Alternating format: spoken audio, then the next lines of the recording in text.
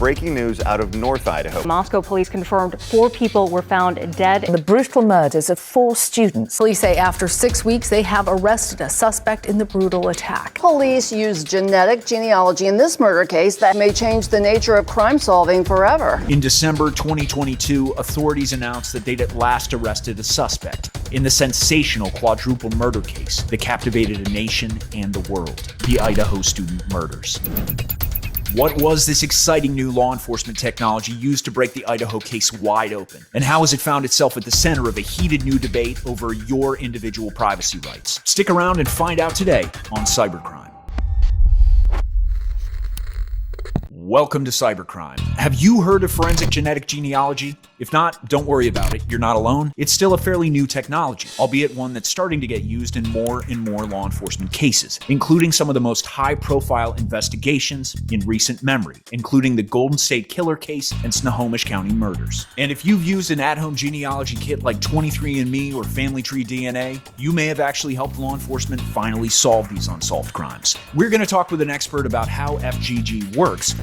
I am one of the pioneers of forensic genetic genealogy. I did the first case ever with forensic genetic genealogy in 2011, and I solved the first case in 2015. This is the first real development in human identification in 30 years for law enforcement.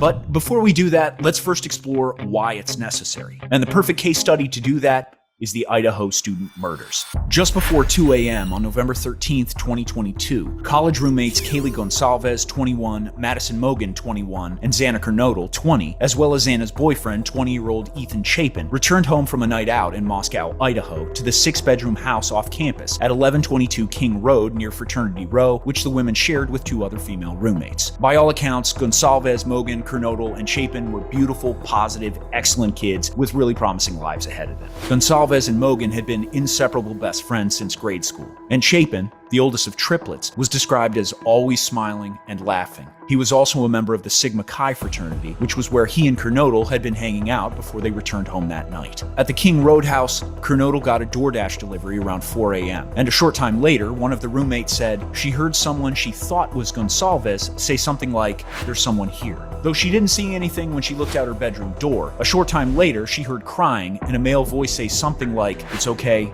I'm going to help you." When the roommate opened the door, she said she saw a man, 5 foot 10 inches tall or taller, in black clothes and a mask, who she described as not very muscular but athletically built with bushy eyebrows. The man walked past her toward the house's sliding glass doors while she stood there frozen in shock. Later that morning, the 2 surviving roommates called friends over to the house because they'd found one of the victims unconscious and unresponsive.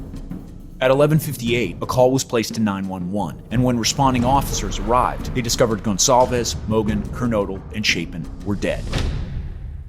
The police began their investigation. On November 17th, autopsies revealed by the Latah County coroner determined the manner of death for all victims was homicide by stabbing, likely while sleeping. However, some of the victims had defense wounds, indicating that they had awakened during the attack. Detectives began reaching out to local businesses to find out if a fixed-blade knife had recently been purchased. A week later, Idaho Governor Brad Little announced $1 million in state emergency funds would be allocated toward the ongoing investigation. And a week after that, candlelight vigils were held for the victims. Tensions began to grow from the victims' families and the community to catch the killer, who was still on the loose.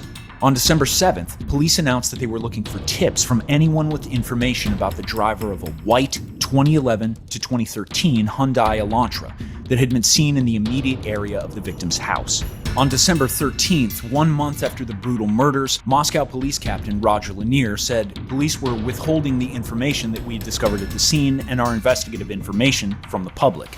We're not releasing specific details because we do not want to compromise this investigation. Then, on December 27th, authorities announced what could be their biggest breakthrough in the case. The DNA from the suspect was collected from a knife sheath left behind at the scene of the crime. However, the DNA sample they'd collected had no matches in law enforcement's criminal database. But investigators knew there was a different way to use the DNA technology to find the killer. And this is where forensic genetic genealogy comes into our story. Forensic genetic genealogy is basically the same thing we did with adoption searches for many years. Somebody could take an Ancestry.com test or a 23andMe test and somehow figure out who their family was.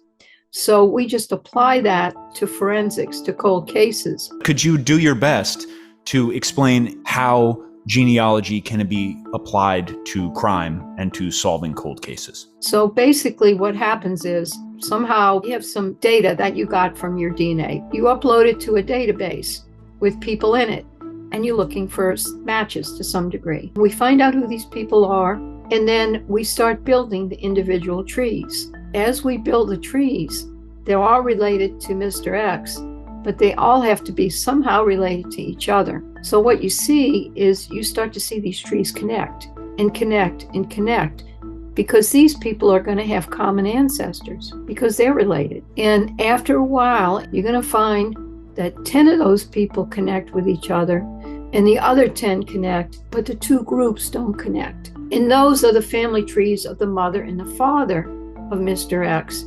And now you find somebody in this group who married somebody in that group, and one of their children is who you're looking for. And that brings us back to the knife sheath found at the Idaho crime scene and the investigation's leading suspect, who'd actually been stopped and released twice for traffic violations in the past month. Police have been on to Bryan Kohberger since at least late November, after they used surveillance video to track the path of the white Hyundai Elantra back to the town of Pullman, Washington, just 8 miles from the scene of the crime.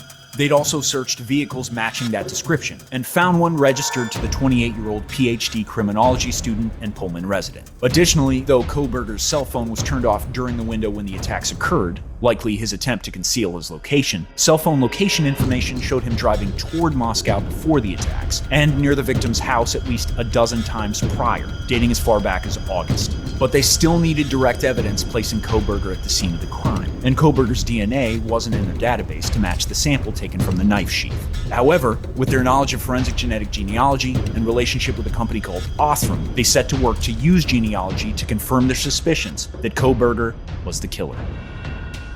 In late December, police collected trash from Kohberger's parents' house, and the FGG lab was able to confirm the DNA from the trash was the father of the person who'd left DNA on the knife sheath at the crime scene. In other words, Bryan Kohberger. Nearly 7 weeks after the brutal Moscow murders, in the early morning hours of December 30th, after using license plate recognition cameras, police located Kohberger and arrested him more than 2,500 miles away from the crime scene in Moscow, in the Pocono Mountains. And the following week, Kohberger was extradited from Pennsylvania back to Idaho and charged with felony burglary and 4 counts of murder for the November 13th stabbing deaths of Madison Mogen, Kaylee Goncalves, Xana Kernodle, and Ethan Chapin. Moscow Police Chief James Fry commented on Kohberger's arrest, saying, "No arrest will ever bring back these young students. However, we do believe justice will be found through the criminal process." Dressed in a bright orange jumpsuit and no handcuffs, Kohberger was oddly calm in his court appearances, despite the media circus and intense animosity coming from the victims' families present. During a January 3rd hearing, his court-appointed attorney, Jason LaBar, said in a statement that Kohberger is eager to be exonerated of these charges and looks forward to resolving these matters as promptly as possible. And in a January 5th hearing, as charges were read for the murder of each victim, the families present were noticeably emotional as their child's name was read aloud. Though Kohberger's trial is far from over, it seems forensic genealogy played a crucial role in law enforcement's investigation and in forging a path towards justice. However, there are still major challenges ahead for the mainstream acceptance of FGG. I can say I'm a regular person. I took a recreational DNA test. What's happening to that data? Is it going to be sold? Is somebody going to have access to that I don't know about? And furthermore, who are these people that are using it? On this side, we have law enforcement, etc., DAs, that are saying how it's going to be used. You are telling me how to use my data?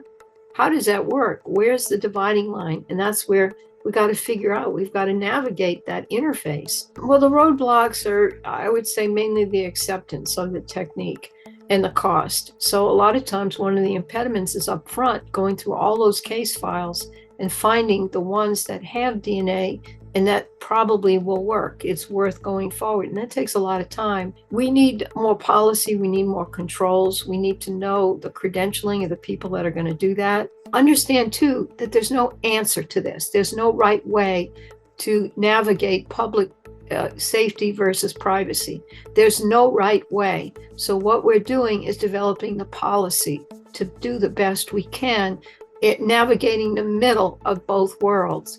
And that's where we are today. Since Kohberger's arrest, a January 18th search warrant for his apartment revealed, among other items, nitrile gloves, strands of hair, and a dark red spot. But a murder weapon has still yet to be found. Additionally, internet sleuths have turned up frankly really creepy social media posts from more than a decade earlier, believed to belong to the alleged killer, in which he writes things like, "As I hug my family, I look into their faces.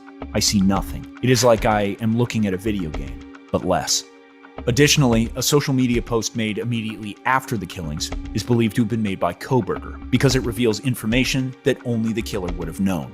The poster writes, "Of the evidence released, the murder weapon has been consistent as a large fixed-blade knife. This leads me to believe they found the sheath." At the time of this recording, the case is still ongoing. By some estimates, there may be as many as 250,000 unsolved crimes in America, with millions more across the world. And the only thing standing between the victims in these cases and justice is a few $1,000s per case to do FGG investigations and the manpower to do them. Would you be comfortable with your genetic information being used to help catch criminals? Should we be spending more on FGG? Is this the future of law enforcement? Sound off in the comments below, and don't forget to subscribe to our channel so you don't miss a single fascinating cybercrime story in the future. Thanks, guys.